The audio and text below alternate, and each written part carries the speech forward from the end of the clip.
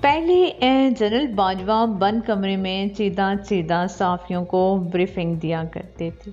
یہ سب صحافی نکل کر چیدہ چیدہ باتیں قوم کو بتا دیا کرتے تھے۔ بند کمرے میں سب کے سامنے کہی ہوئی بات کو یہ نامہ بر ایسے بتاتے تھے کہ جیسے باجوہ صاحب نے چپکے سے کوئی بات ان کے کان میں کہہ دی۔ لیکن اس مرتبہ یوم دفاع پر جنرل باجوہ نے بند کمرے سے نکل کر سینہ ٹھونک کر قوم سے خطاب کیا اور بقول رشک قمر والے استاد قمر جلالوی آگ ایسی لگائی مزہ آ گیا۔ جنرل باجوہ صاحب پہلے فرما چکے ہیں کہ وہ اپنی ذات پر ہوئی تنقید برداشت کر لیں گے لیکن اداروں پر برداشت نہیں کریں گے۔ میرا خیال ہے کہ اگر وہ تنقید برداشت کر سکتے ہیں تو انہیں ہمیں تھوڑی سی تعریف کرنے کی بھی اجازت دینی چاہیے۔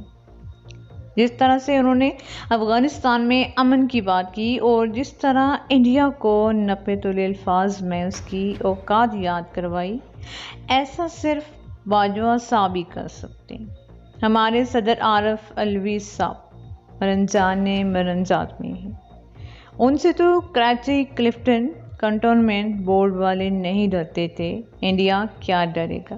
لیکن اپنی تقریر میں جنرل باجوہ نے یہ ذکر بھی کیا کہ چونکہ سرحدوں کے مسائل اب حل ہو چکے ہیں تو بس پاکستان کے اندر کچھ دشمن بچے ہیں، ان سے سختی سے نپٹا جائے گا۔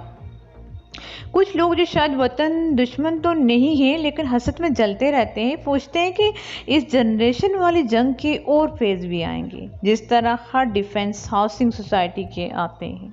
کچھ اس بات پر پریشان ہیں کہ ڈی ایچ اے کراچی تو 8ویں فیز میں داخل ہو کے ایک ایکسٹینشن بھی لے چکا ہے، لیکن یہ جنریشن والی جنگ 5ویں فیز سے آگے کیوں نہیں بڑھ رہی؟ کیا اس کے اگلے phase I S P R کے سابقہ سربراہ اپنے ساتھ تو نہیں لے گی یا وزیر اطلاعات فواد چودھری قوم سے کچھ چھپا تو نہیں رہی؟ اسلام آباد اور ملک کے طول و عرض میں حکومت کے مجوزہ میڈیا قانون کے خلاف جو ہم پیشہ بائی اور بین احتجاج کر رہے ہیں ان کا ایک سادہ سا حل ہے۔ ان میں اکثر اپنے لیے تو آزادی چاہتے ہیں لیکن ساتھ ساتھ افغانستان کے نئے وزیر اطلاعات ذبیح اللہ امجد کے بھی دیوانے ہیں، تو کچھ ہفتوں کے لیے انہیں اسلام آباد بلا کے وزیر بنا دیا جائے اور فواد چودھری کو کابل بھیجوا دیا جائے، ان کے بھی میڈیا کو جدید خطوں پر چلانے کا حق پورا ہو جائے گا اور میرے صحافی بھائیوں کو بھی شاید تھوڑی سی ٹھنڈ پہنچ جائے۔ اس کو 5th جنریشن وار فیز کی بھی ایکسٹینشن کہا جا سکتا ہے۔